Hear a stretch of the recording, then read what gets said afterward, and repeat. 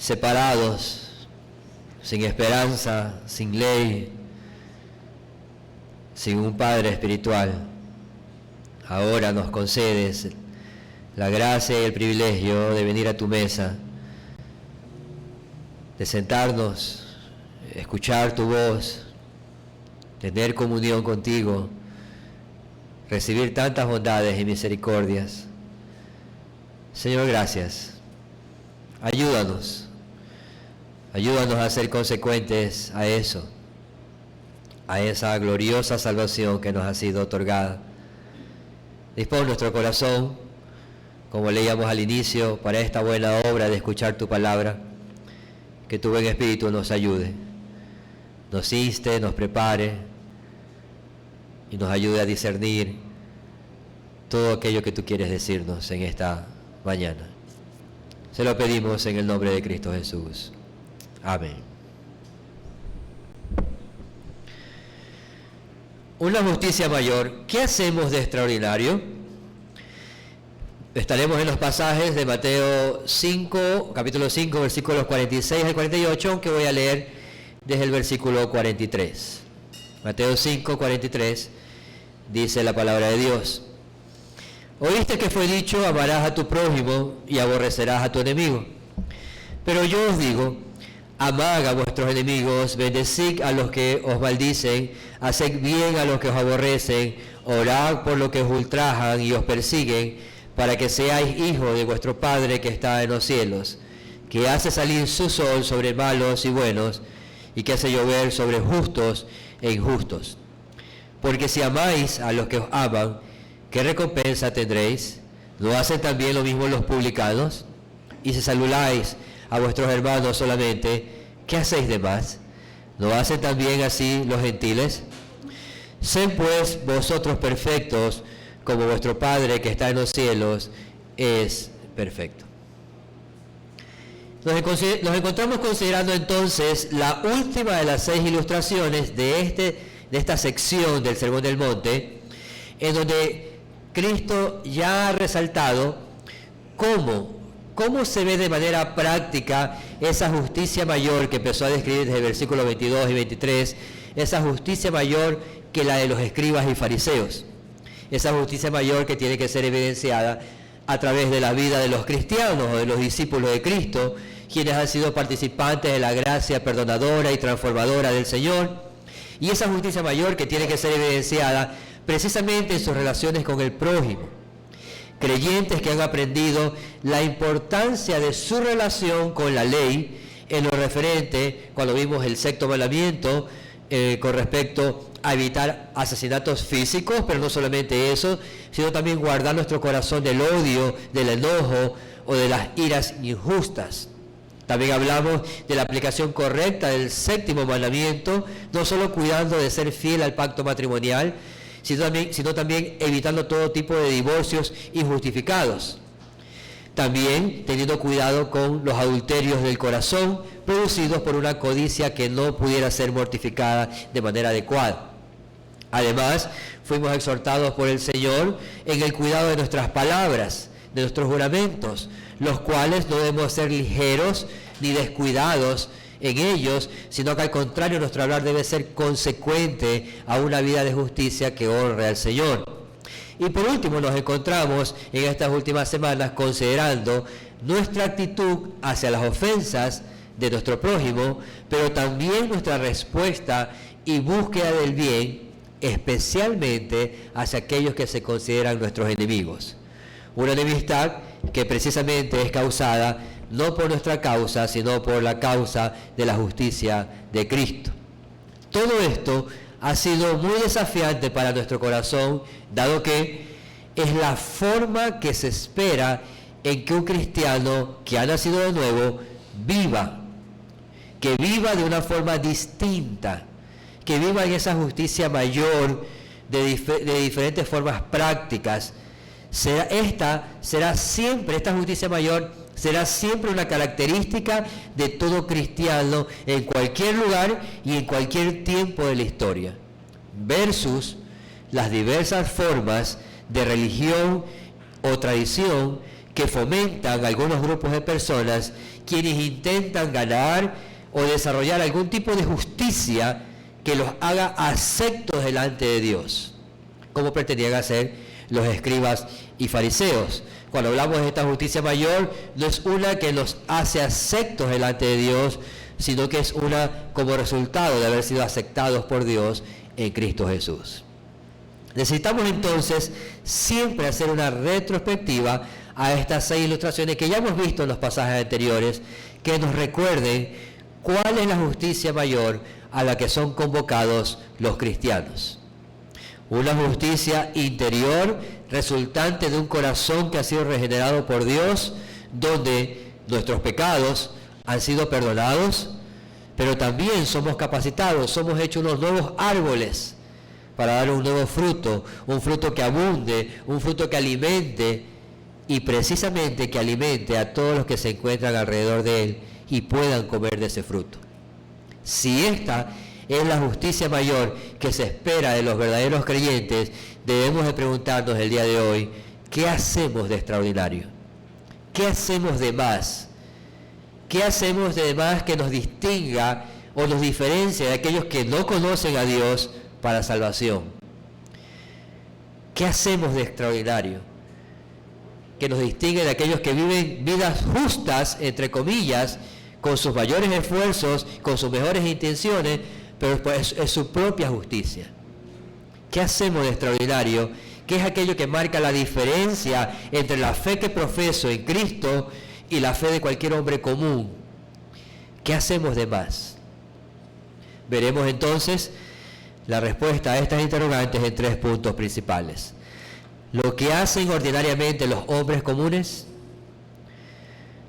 Segundo, lo que hace extraordinario los creyentes. Y tercero, lo que ha hecho extraordinario Dios, con unas aplicaciones finales. Primer punto, lo que hacen ordinariamente los hombres comunes. Versículos 46 y 47 de Mateo 5. Leo nuevamente.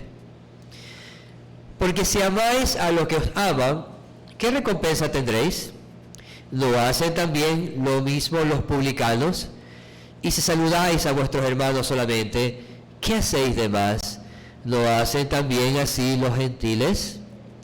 Lo primero que debemos de recordar en este punto es que el escenario en el cual los hombres comunes se desplazan o se manejan o actúan es un marco, todos los hombres en general, es un marco donde se despliega el amor de Dios, el amor del Padre, a través de lo que se conoce como la gracia común.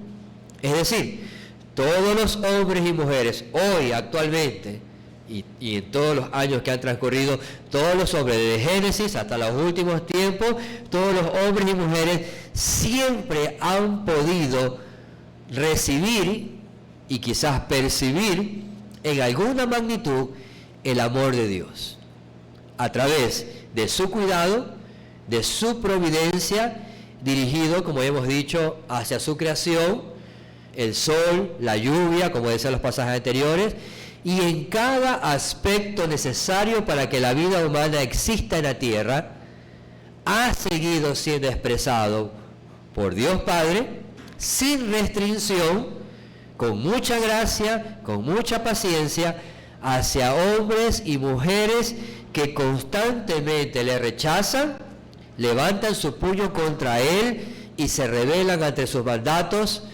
Sin embargo, lo que hacen ordinariamente ellos, lo que hacen ordinariamente los hombres comunes, es posible solamente porque el amor de Dios les mueve, que el amor que Dios se mueve a darse libremente y desinteresadamente en beneficio de estos hombres y para su bienestar. Algunas de las expresiones del amor de Dios son y han sido su benevolencia hacia todas las criaturas, buenas y malas, junto con la misericordia, la gracia, la paciencia hacia la humanidad caída en el pecado. Todos los hombres, en alguna manera, en alguna magnitud, han podido evidenciar, recibir el amor de Dios, que Él ha decidido, Dios ha decidido dar ese amor de manera libre, de manera voluntaria, hacia hombres que lo rechazan, hacia hombres que se rebelan contra su ley. El salmista decía en Salmos 36, versículos 5 y 6, tu misericordia, oh Señor, se extiende hasta los cielos, tu fidelidad hasta el firmamento, tu justicia es como los montes de Dios, tus juicios son como un profundo abismo, tú preservas, oh Señor, al hombre y al animal. A pesar de esto que he mencionado de manera introductoria en este punto, a pesar de esto, los hombres comunes responden de formas diferentes a las bendiciones reveladas de parte del Padre hacia ellos. Normalmente los hombres comunes no evidencian algún tipo de gratitud, sino incluso a veces lo que más hay es inconformidad con lo recibido. Junto, otros, en cambio, con un rechazo constante a las bendiciones que proceden del Evangelio, rechazan el Evangelio de manera continua. Entonces, hay un contraste con todo esto, porque justamente el Evangelio busca y evidencia mayor o enseña al hombre una mayor expresión del amor de Dios, que más que salga el sol, la lluvia o sustente su creación. El Evangelio muestra el amor de Dios de manera más amplia. Dice el salmista también en Salmo 145:9, el Señor es bueno para con todos, y su compasión sobre todas sus obras. En tal sentido, el Señor Jesús desea concluir esta ilustración referente al amor hacia los enemigos, porque eso se ha estado hablando en los pasajes anteriores, el amor hacia los enemigos, realizando un contraste. Él va a realizar un contraste entre las manifestaciones de amor de un hombre común y aquellas expresiones de amor que surgen de los corazones regenerados. Y para eso plantea dos formas comunes de actuar de las personas en la cultura popular. Y luego lleva a hacernos interrogantes, a preguntarnos con respecto a esas acciones, a preguntarnos cómo es esa manera de vivir en el contexto anterior y cómo es esa manera de vivir en nuestro contexto, en una cosmovisión cristiana. Dice el Señor, ¿acaso los hombres comunes no aman a aquellos que lo aman? Sí, eso hacen los hombres comunes, aman a aquellos que los aman. Eso es verdad. Cada uno saluda de manera particular a aquellos con los cuales tiene en algún sentido algo en común. Pero ¿qué hacen de extraordinario con esto? No hay nada extraordinario en eso. Que no hagan también los hombres comunes. Eso hacen los hombres comunes. Entonces no te jactes ni te felicites por esos pequeños actos, entre comillas, de bondad, porque ¿sabes qué? Son comunes. Todos los hombres lo realizan de forma ordinaria, en todo tiempo y en todo lugar. No hay nada especial en devolver un favor a alguien que te hizo un favor. No te confundas pensando que estos son actos extraordinarios de amor, porque no lo son. Eso no cuenta como una muestra de verdadero amor, ni hay virtud en ello. De hecho, la expresión de Cristo parece ser más fuerte, algo como, ¿todavía deseas algún tipo de recompensa por esto? ¿Deseas algún tipo de beneficio adicional por amar a quienes te aman? No hay mérito especial en eso, en hacer favor a aquellos que te favorecen. Por lo tanto, Dios no está en deuda contigo por eso, ni está obligado a recompensarte por ese tipo de amor, dado que el mismo prójimo se encargará de ello. Es decir, hiciste bien, el prójimo te va a devolver quizás con bien. Alguien diría, pastor, pero a mí siempre me ha ido bien haciendo bien a mi prójimo. De hecho, las personas me agradecen, soy muy querido por los demás y me siento muy satisfecho haciendo esto. Primero le preguntaría, ¿a quién o quién es ese prójimo al cual usted se está refiriendo? ¿Quién es ese prójimo al que le estás haciendo bien? Bueno, pastor, es mi esposo, mi esposa, mis hijos, mis padres adultos mayores, mi familia, mis amigos de años. E incluso a algunas personas en la calle yo le hago algún tipo de bien a ellos, a sus necesidades. Si ese es su único prójimo al que está amando, el Señor dice, ¿qué hacéis de más? ¿Qué hacemos de extraordinario? Eso lo realiza cualquier hombre y cualquier mujer común. Todos los días, en cualquier lugar. Lo que estás haciendo quizás es aumentando un buen concepto de ti mismo. Quizás estás siendo más cortés, muestras cortesía, muestras decencia, muestras bondad, devuelves bien por bien, devuelves amor por amor. Mientras esa dinámica no cambie, lo seguirás haciendo así, no tendrás ningún problema. Pero no te confundas, ni concluyas que tu amor es perfecto como el amor del Padre, haciendo estas cosas. Porque cualquier persona, ateos, hacen eso. Los ateos niegan a Dios, pero aman a su familia. Los religiosos hacen eso. Los hindúes hacen eso. Los musulmanes hacen lo mismo. Los testigos, los pares de sufrir, las tribus africanas, los ricos, los pobres, todos pueden devolver un favor de manera cordial a quienes les favorecen con otro favor. Otra persona diría, entonces, pastor, usted está diciendo que no debería hacer actos ordinarios de bien hacia las personas. No, no estamos diciendo eso. El Señor Jesús tampoco lo está diciendo, que es lo principal. Lo que sí está diciendo es que si vas a evidenciar en tu vida práctica que eres un hijo del Padre, de Dios, que está en los cielos, los actos ordinarios no son suficiente evidencia. Si vas a evidenciar que eres un hijo de Dios, los actos ordinarios no son suficiente evidencia de esa paternidad. Porque los hombres comunes también lo realizan día tras día y Dios no es su Padre. De hecho, el Señor Jesús toma como ejemplo a estos dos grupos de hombres en su contexto, los publicanos y los recaudadores, o los recaudadores de impuestos, los publicanos y recaudadores de impuestos, que es lo mismo, y los gentiles, dos grupos de hombres, lo cual evidentemente tuvo que haber sido algo incómodo y algo confrontador para los maestros judíos desde la perspectiva que ellos tenían de este grupo de personas. Y de hecho el mismo escritor del Evangelio de Mateo era un ex publicano. Y él conocía de muy buena fuente el odio intenso expresado por los escribas y fariseos hacia quienes tenían esta labor.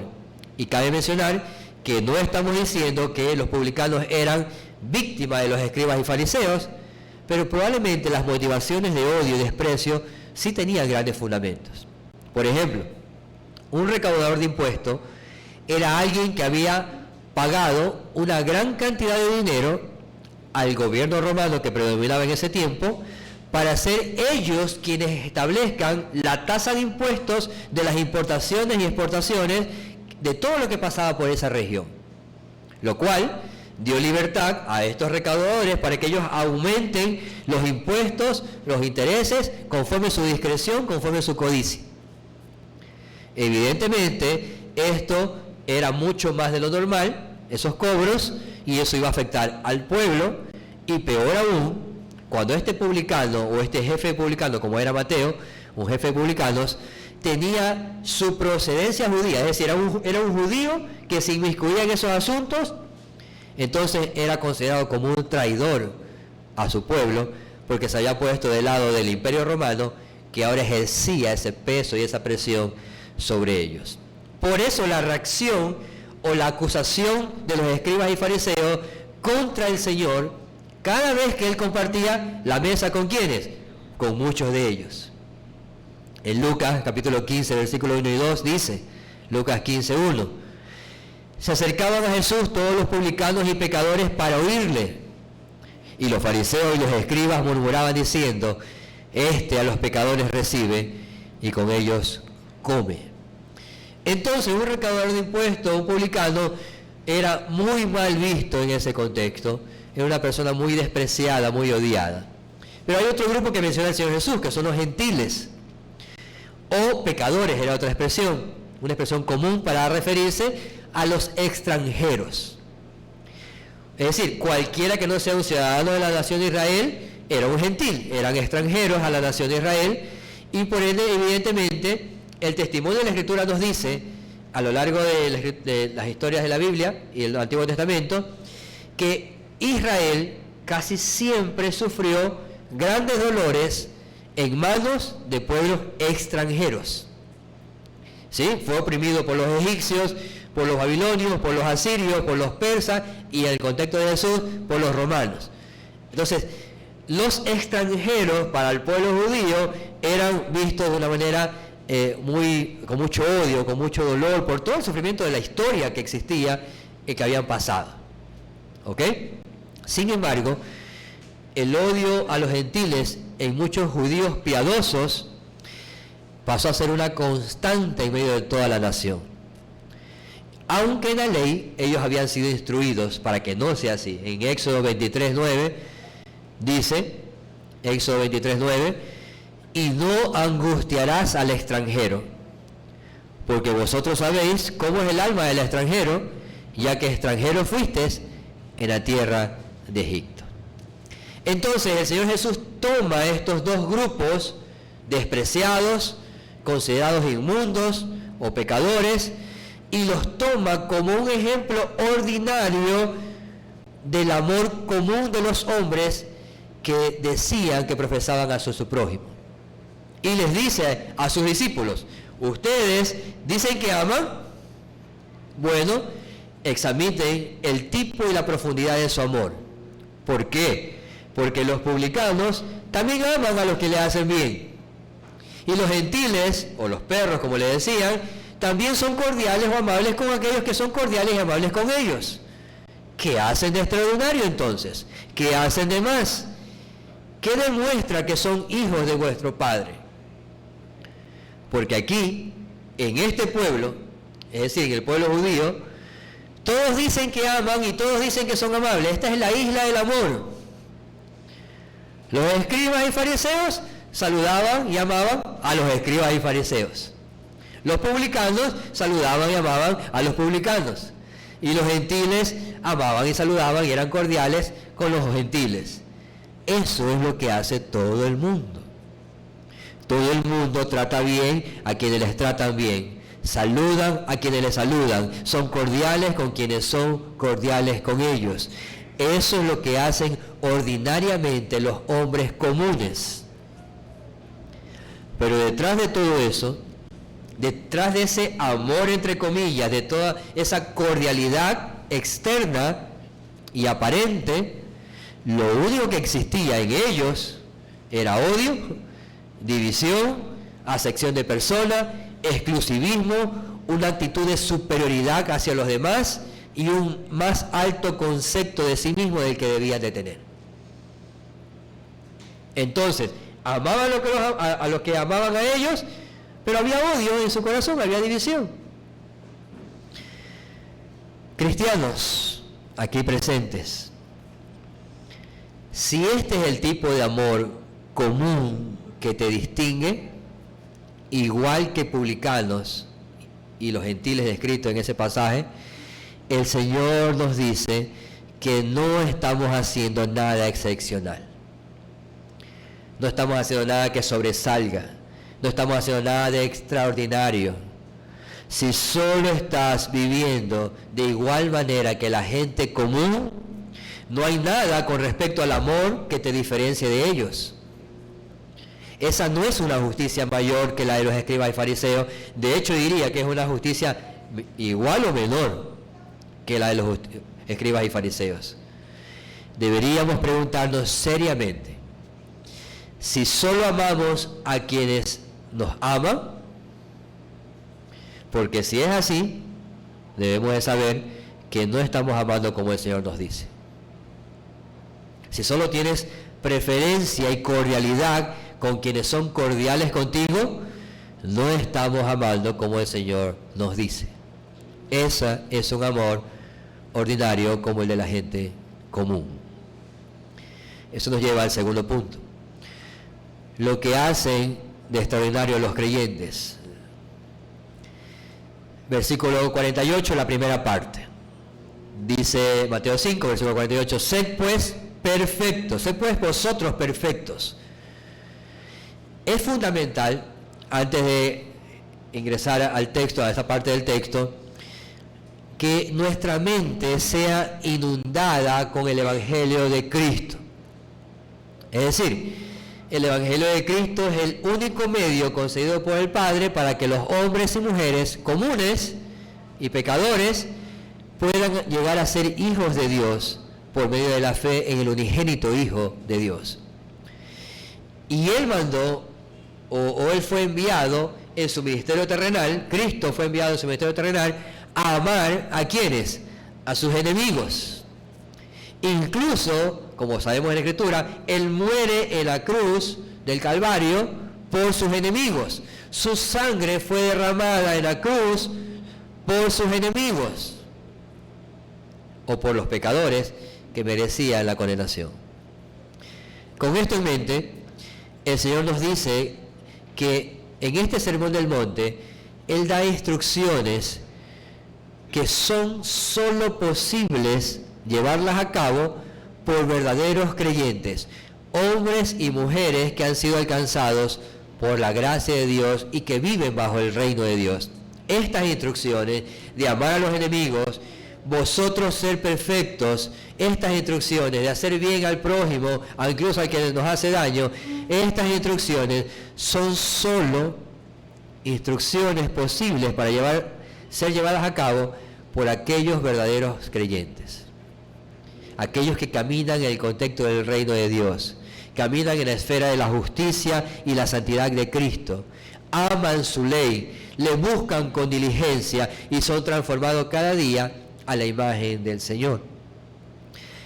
Los verdaderos creyentes entonces entendemos, lo primero que entendemos es que no podemos, claramente no podemos hacer esas buenas obras sin que primero el Padre, por su poder, nos haya traído la vida espiritual.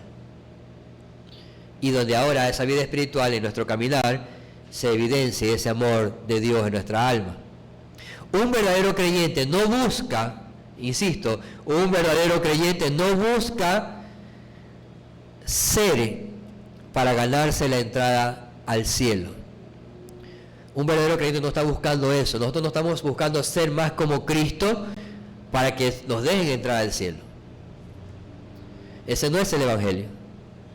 Al contrario, un creyente, un discípulo de Cristo, lo que hace primero es reconocer su propio fracaso, su propia incompetencia, su propia debilidad para ser, suplicando a Dios de su misericordia, de su gracia, pone su alma en ese querer y el hacer.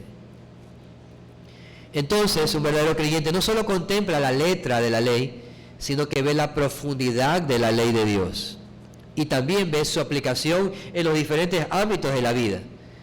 Y rogamos, un verdadero creyente ruega al Señor para que por esa gracia transformadora, descansando en las promesas de Dios, que Dios ha ofrecido esa esperanza verdadera, cierta, podamos entonces, por ese poder, podamos ser. Si Dios no nos ha concedido ser cristianos, entonces no podemos cumplir con estos mandatos de manera real y verdadera. El Señor no es un amo despiadado y duro, como lo fue Faraón, por ejemplo. ¿Usted recuerda a Faraón? ¿Qué hizo Faraón? Pidió al pueblo de Israel que haga ladrillos, pero no les proveía la paja y las cosas necesarias para que hagan los ladrillos. El Señor no es un amo despiadado. Dios no es así. El Dios que adoramos, como hemos cantado, no es un Dios duro y con falta de piedad, con misericordia. Nuestro buen Dios nos dice, sean perfectos. Nos dice, no te vengues de tu enemigo. Nos dice, responde con compasión, con gracia. Nos dice, ama, bendice, ora por aquellos que te hacen daño. Eso es lo que nos dice. Demanda obediencia en esas cosas, pero si nos dice que hagamos eso, es porque eso es ciertamente posible hacerlo. Pero eso no es posible hacerlo para el hombre común o la mujer común. Sí es posible para todos los verdaderos creyentes en quienes mora el Espíritu Santo de Dios, quienes aman su mandamiento. Para ellos sí es posible. En tal sentido, parece conveniente leer el mandato del Señor Jesús, lo que Él está diciendo en este pasaje. Él exige a sus discípulos, pero les exige una perfección mirando hacia dos lugares. Exige una perfección mirando hacia el futuro, pero también exige una perfección mirando en el presente, en el cual amerita una diligencia y una seriedad. Nos exhorta a ser perfectos con mira a lo que seremos un día cuando nuestro Señor venga por segunda vez. Nos exhorta a ser perfectos con mira en eso que seremos. Pero también nos dice, examina el presente para que seamos perfectos ahora. Seremos perfectos un día, pero también nos dice, sean perfectos. En otras ocasiones la Escritura nos llama a hacer y nos llama a hacer, pero tomando en cuenta otros parámetros de los atributos de Dios. Por ejemplo, Levítico 19:2. Levítico 19:2 dice, habla a toda la congregación de los hijos de Israel y diles, seréis santos, porque yo, el Señor vuestro Dios, soy santo. Efesios capítulo 5, versículo 1 también menciona. Efesios 5:1. Sed pues imitadores de Dios como hijos amados. Y también en Primera de Pedro, capítulo 1, versículo 15 y 16, menciona, sino que así como aquel que os llamó es santo, así también sed vosotros santos en toda vuestra manera de vivir, porque escrito está, sed santos, porque yo soy santo. Aunque debemos de recordar que este llamado de perfección, este llamado de santidad, este llamado a ser perfecto o a ser santos, incluso el estándar o la medida que se pone para este llamado es la misma perfección o santidad de Dios. Pero no debe de ser considerado como un mandato que nos exige ser perfectos en el sentido que nunca más pecaremos en la vida. No es ese el contexto al cual se refiere esa perfección o esa santidad. A la ausencia total del pecado no es a lo que se refiere. Cuando nos dice ser perfecto, no nos está diciendo que nunca vamos a pecar. Cuando nos dice que sean santos, no nos está diciendo que nunca más vamos a pecar. No es a eso a lo que se refiere. No es ese el sentido del mandamiento. Como ya dije, hay un matiz aquí de una visión futura que será completa y hay una perfección presente también caminando hacia esa visión futura. La demanda entonces de Cristo a sus discípulos en este pasaje, la demanda de Cristo es, discípulos de Cristo, cristianos, que tu amor, porque eso está hablando el contexto anterior de Mateo 5, que tu amor, que la forma como amas, sea evidenciado en tus palabras y acciones, que no sea medias, que no sea incompleto, que no sea parcializado, que no sea restringido, como si era el amor y la justicia de los maestros de la ley. ¿A quiénes amaban ellos? Solo a los que le hacían bien, solo a los que le hacían favores. Al contrario, lo que nos está diciendo, que tu forma de amar sea perfecta, sea íntegra, sea completa, sea desprendida, sea amplia, no la restrinja, que sea amplia, incluyendo en que puedas amar no solo a los que te hacen bien, sino también a los que te hacen mal. Que añadas, que busques, que ames, que busques el bien de aquellos que te hacen mal. A eso se refiere, sean vosotros perfectos en su forma de amar. De la misma forma, y viene el punto, de la misma forma como tú y yo fuimos amados por Dios en Cristo Jesús, cuando aún éramos sus enemigos.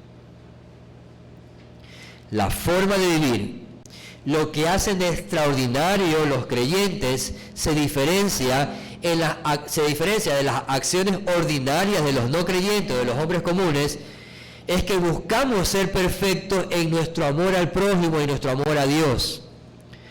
Buscamos amar sin medida, buscamos amar sin hacer acepción de persona. Ese es el tipo de perfección al cual se está refiriendo el Señor en su pasaje. Cristo nos dirige entonces con este mandato.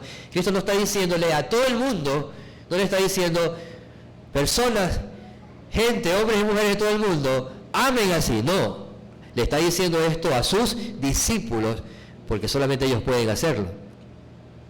Exhorta a sus discípulos a ser perfectos, así como vuestro Padre Celestial es perfecto. Y aunque el estándar de este amor que se nos demanda es el amor de Dios, es sumamente alto, es un amor infinito, pero aún así es posible y alcanzable siempre y cuando vivamos bajo el contexto del reino de Dios. Si vivimos bajo el contexto del reino de Dios, bajo la justicia de Dios, si hemos sido adoptados en la familia de Dios, Él es nuestro Padre, Él nos da de su gracia y de su Espíritu, Él nos capacita para hacer. Y como dice Romanos 11:36, porque de Él, por Él y para Él son todas las cosas, a Él sea la gloria para siempre. Amén.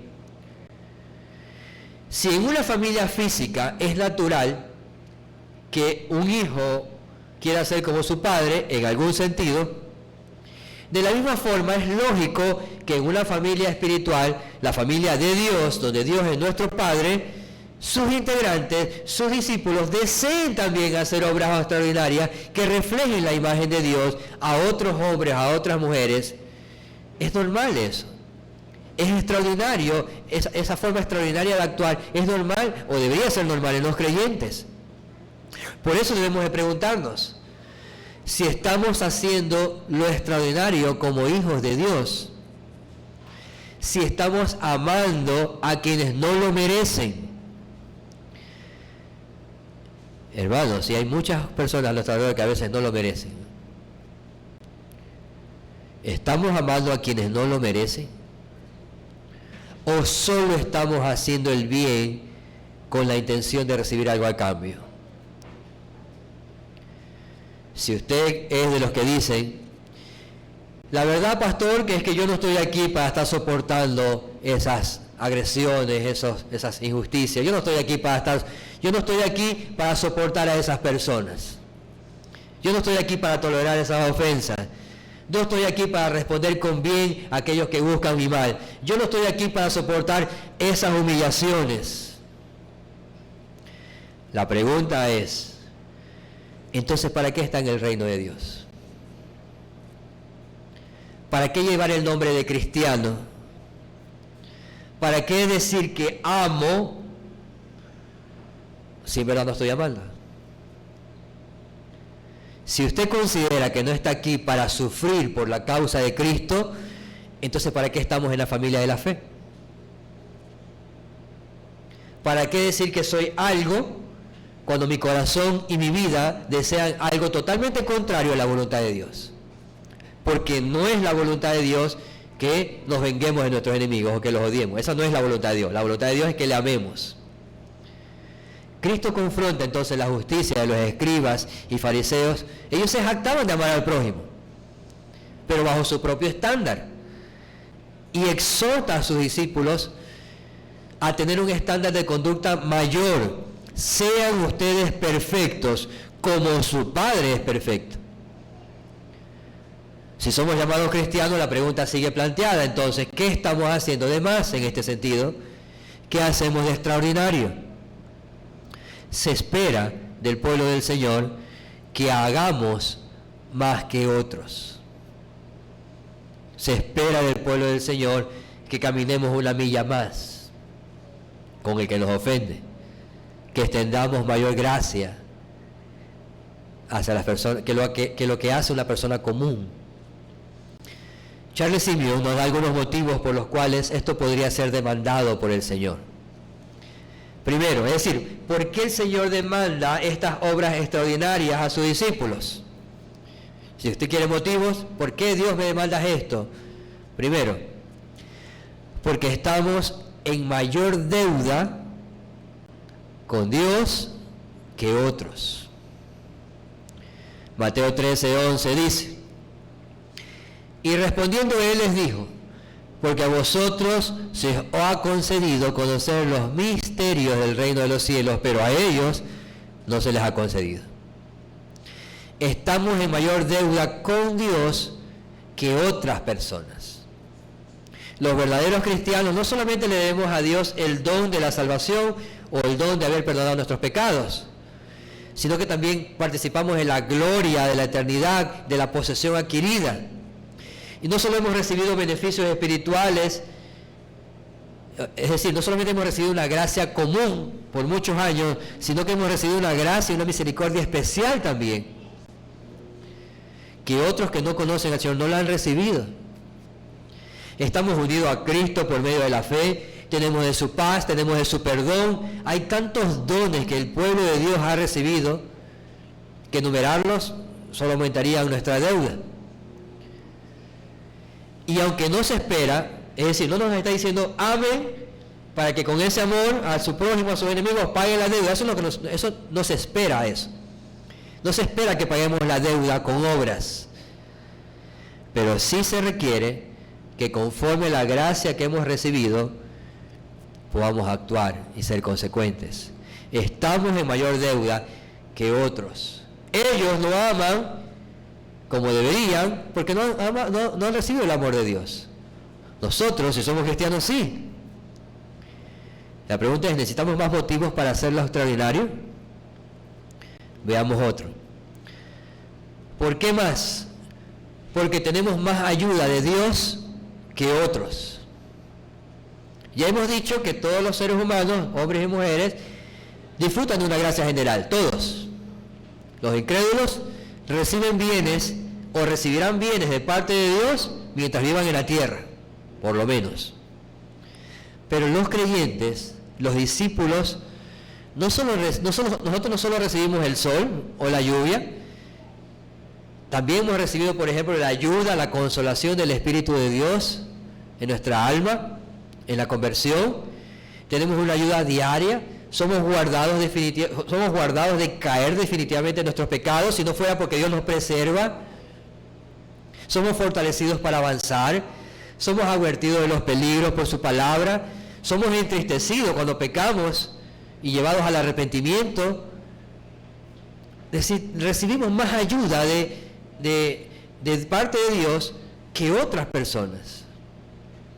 La omnipotencia del poder de Dios está a disposición para ayudar y sostenernos hasta el final. ¿No te parece suficiente motivo para hacerlo extraordinario? Para amar al prójimo, incluso aunque sea un enemigo. Tercero, también debemos de obrar de manera extraordinaria en este tipo de amor, porque muchas veces nos jactamos en tener mayor celo por Dios que otros. Aunque muchos incrédulos dicen ser hijos de Dios, al final sabemos que no todos tienen esa paternidad y no todos tienen tampoco esa seguridad. Pero normalmente muy pocos se jactan de ser beneficiarios del amor de Dios. Pero los creyentes sí decimos en voz alta, majestad, que hemos cantado, te adoramos, tú eres el Dios soberano, gracias porque fui tu enemigo y ahora me permites sentarme en tu mesa. Decimos lo que Dios ha hecho por nosotros. Eso muestra un celo. Pero eso no es solo de decirlo. 1 Corintios 6:20 menciona, porque habéis sido comprados por precio, glorificad pues a Dios en vuestro cuerpo y en vuestro espíritu, los cuales son de Dios. El mundo no conoce nada de esto. Los incrédulos no se jactan en los beneficios de Dios, incluso se sienten inconformes, reclaman a veces con lo que tienen. Y otros lo que consiguen, se jactan ellos mismos de haberlo conseguido. Pero los cristianos disfrutamos, proclamamos un mayor celo por Dios. Pero esas cosas que decimos con nuestra boca, debemos ser consecuentes en nuestra profesión de manera de vivir. En este caso, hablando del amor, y particularmente el amor hacia los enemigos, sería contradictorio, hermanos. Sería totalmente contradictorio que cantemos: gracias Dios porque ya no soy tu enemigo, me has amado, ahora soy tu hijo, me permite sentarme a tu mesa, y salgamos de este lugar diciéndole al prójimo: yo no estoy aquí para soportarte. Tú por tu lado y yo por el mío. Si somos hijos de Dios, amemos como Dios lo ha hecho con nosotros. Y como hijos de luz, amemos, no como de las tinieblas. Y cuarto y último de este punto, el Señor nos demanda amar perfectamente como el Padre, porque el honor de Dios está involucrado en nuestra conducta más que en la de los demás. Esto tiene mucho peso, hermanos, este motivo. Piensen cuántas personas ahora mismo están odiando, matándose, vengándose, guardando rencor, despreciando al prójimo, haciendo acepción de personas. ¿Cuántas personas están? Miles, millones. Pero no vemos al mundo juzgándolos por eso. Para ellos es normal, es la forma ordinaria de vivir. Pero inmediatamente un cristiano transgrede este mandato, inmediatamente un cristiano actúa contrario al mandamiento de Dios, las alertas se encienden, los juicios se levantan. Cuando un discípulo de Cristo hace algo malo, todo el mundo se entera y todos condenan al Evangelio. Condenan al Evangelio, hablan del Dios del Evangelio, porque supuestamente Dios les está probando ese tipo de conductas rencorosas, de odio. Y tú no eres cristiano y andas odiando y peleándote con todas las personas. Entonces piensa que Dios le permite eso, como que Dios le aprueba eso. Nuestra conducta está involucrada en el nombre, en el honor del nombre de Dios. Por eso nuestra conducta debe de ser piadosa, debe buscar ser perfecta, amando a nuestro prójimo, incluso a los enemigos. Mateo 5:16 dice: así alumbre vuestra luz delante de los hombres, para que vean vuestras buenas obras y glorifiquen a vuestro Padre que está en los cielos. Si eres un creyente verdadero, vas a buscar hacer entonces lo extraordinario, porque has sido capacitado por Dios para hacerlo. Eso nos lleva al tercer y último punto. Lo que ha hecho de extraordinario Dios. Mateo 5:48, la parte B, lo leo todo. Sed pues vosotros perfectos, como vuestro Padre que está en los cielos es perfecto. No pretendo en estos minutos que me quedan describir en estas últimas líneas toda la obra extraordinaria de Dios, como dice Juan en su Evangelio, en Juan 21:25, y también muchas otras cosas hizo Jesús, las cuales si se escribieran una por una, pienso que aún en el mundo cabrían los libros que sabrían describir. No pretendo describir en estas breves líneas los hechos extraordinarios de Dios en su totalidad, porque es imposible. Sin embargo, en línea con lo mencionado, debemos estar sumamente claros en que nuestro Dios, o mejor dicho, nuestro amor a Dios y nuestro amor al prójimo debe de ser consecuente justamente con aquel Dios que nos ha amado. La única forma posible en que podamos amar a Dios y al prójimo en la medida de sus mandatos es cuando la abundancia de ese amor de Dios inunda real y plenamente nuestra alma. Si no, no es posible.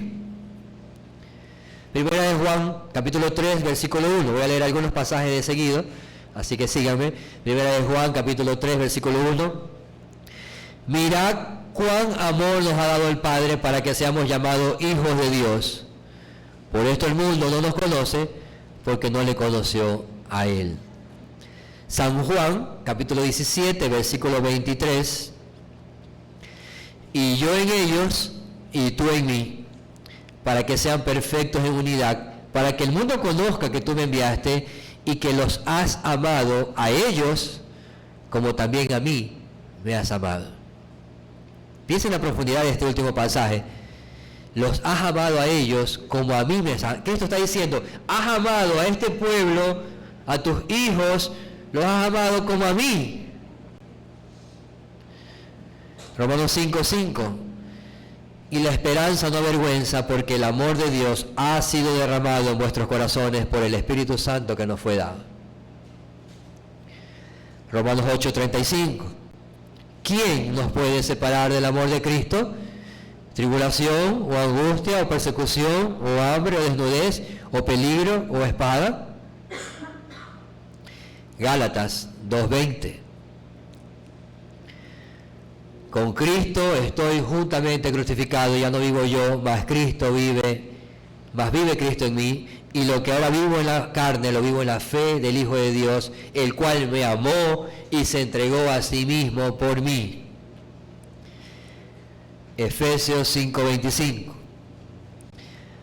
Maridos, amad a vuestras mujeres, así como Cristo amó a la iglesia y se entregó a sí mismo por ella. Primera de Juan, capítulo 4, versículo 10 al 12. Primera de Juan 4, 10 al 12.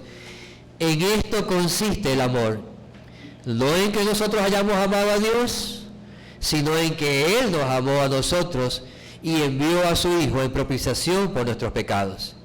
Amados, si Dios nos ha amado así, debemos también nosotros amarnos unos a otros. Nadie ha visto jamás a Dios. Si nos amamos unos a otros, Dios permanece en nosotros y su amor se ha perfeccionado en nosotros. Si en algo pudieran ayudar estos pasajes, ustedes saben que hay muchos más, pero si en algo pudieran ayudar estos pasajes, que sea en reafirmar a nuestro corazón que Dios es la fuente de ese amor y de esa vida eterna. Ese amor no depende de nosotros. No surge en nosotros, no depende de cómo nos traten, no depende de cómo nos miren, no depende si nos saludan, no depende de eso. Ese amor, la fuente es Dios, el Padre, el Hijo y su Espíritu Santo. Fluye de aquella fuente entonces, y esa fuente ha sido derramada sobre el corazón de los creyentes. ¿Para qué? Para que dejemos de amar de forma ordinaria y empecemos a amar de forma extraordinaria. Para tener un tipo de justicia mayor que la de los escribas y fariseos. Para que nos determinemos, digamos, voy a hacer más de lo que he estado haciendo. Y nos volvamos en ese propósito con todo el corazón, con toda la mente, con toda la fuerza, hacia un amor extraordinario como Dios lo ha tenido hacia nosotros. Especialmente, insisto, aún siendo sus enemigos. Segunda de Corintios, capítulo 9, versículo 8. Y usted dirá, pero pastor, es muy difícil esto, poder amar a esta persona que me hace daño, que me ofende. Es muy difícil hacerlo. Segunda de Corintios 9, 8. Y poderoso es Dios para hacer que abunde en vosotros toda gracia, a fin de que, teniendo siempre todas las cosas, todo lo suficiente, abundéis para toda buena obra. Si Dios ha hecho una obra extraordinaria en tu alma al salvarte y perdonarte de tus pecados, entonces esa gracia extraordinaria y abundante es suficiente para producir obras extraordinarias y abundantes. Poderoso es Dios para hacer. Cree en su palabra y ríndete de todo corazón a su obra y a su mandato. Ama a Dios, amémonos unos a otros, ama a tu familia de la fe, ama a tu prójimo no creyente, ama aunque ellos se vuelvan tus enemigos, ámalos por la causa de Cristo y no busques su mal. Ama a tus enemigos con ese amor que ha sido derramado en nuestro corazón y que fluye por el poder del Espíritu Santo. Aplicaciones finales. Iglesia Bíblica Evangelio de la Gracia. ¿Qué hacemos de más? ¿Qué estamos haciendo de extraordinario? Quiere el Señor ayudarnos a hacer una iglesia que se distinga por amar de esta manera perfecta como nuestro Padre ama. No como los escribas y fariseos, no como los publicanos o gentiles. Ellos amaban solo a quienes les amaban. Saludaban solo a quienes les saludaban. Mostraban cortesía solo a que no me saludó, yo no tengo por qué saludarte. Eso eran los fariseos, los escribas, los publicanos, los gentiles. Desarrollemos esa perfección del amor del Padre al amar a nuestro prójimo, aún a nuestro enemigo. Yo espero que aquí no haya ningún enemigo suyo. Ojalá. Pero si lo hubiese, busque su bien. Desee su bien, ore por su bien. Perdonando, camine una milla más, entregue la capa, no busque venganza ni represalia contra sus ofensores. Iglesia Bíblica Evangelio de la Gracia, ¿qué hacemos de más? ¿Qué estamos haciendo de extraordinario? El Señor nos guarde de pensar de manera distinta o como el mundo lo hace. Le voy a saludar a este si me saluda. Le voy a desear bien a este si me trata bien. Le voy a amar porque me ayudó. El Señor nos ayude a amar de formas extraordinarias y no digamos como queja, yo no estoy para soportar a esta gente. Es como decir, Señor, ya llévame, porque si no, ¿para qué estamos aquí, no? Al contrario, podamos decir, Señor, heme aquí, envíame a mí, no sea como yo quiero, sino como tú deseas. Ayúdame a amar a mi prójimo, ayúdame a amar a mi enemigo, ayúdame a amar a los que me ofenden, imitando la forma de tu amor, como tú me amaste.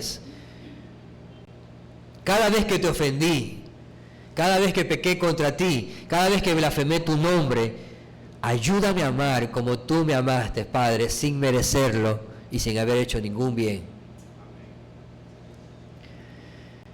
Y por último, quiera el Señor mostrar por medio de su palabra, hoy, si estás aquí sin Cristo, si tu condición es estar hoy sin Cristo, después de haber escuchado esto, no solo percibas el amor de Dios por el sol que salió hoy día, no solo percibas el amor de Dios porque te concede sol, lluvia, aire para que puedas vivir y desenvolverte, no solo percibas el amor de Dios así, percibe el amor de Dios por medio del Evangelio y lo que Él ha hecho por los pecadores. Tu condición es de estar separado de Dios, rebeldía, incredulidad, endurecido el corazón, pero aún así Dios ha mostrado su amor y lo sigue mostrando hoy al decirte esto.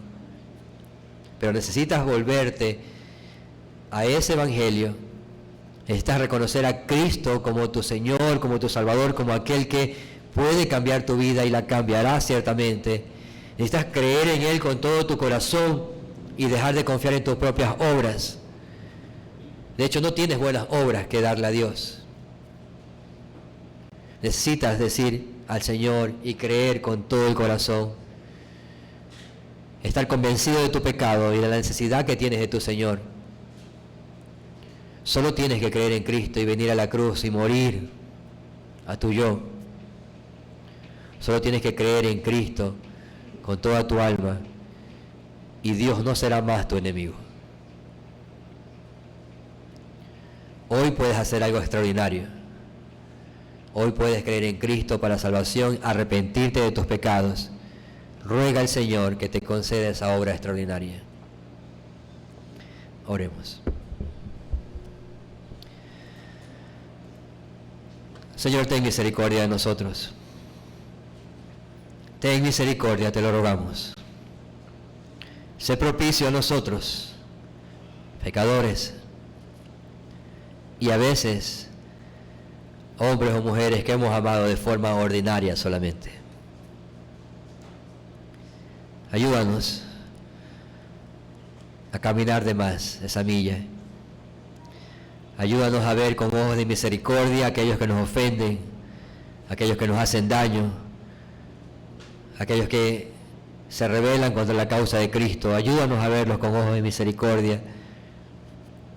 todos los días si es necesario, como tuviste misericordia con nosotros todos los días.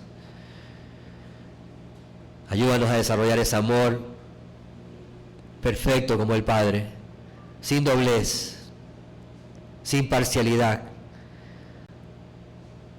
desprendido, amplio en perdonar y amar. Ayúdanos, oh Señor, te lo rogamos, que esta iglesia pueda distinguirse por su forma de amar en la medida como tú nos has amado. Y te rogamos que tengas misericordia de aquellos que están hoy aquí y no te conocen aún. Señor, revélate a sus vidas.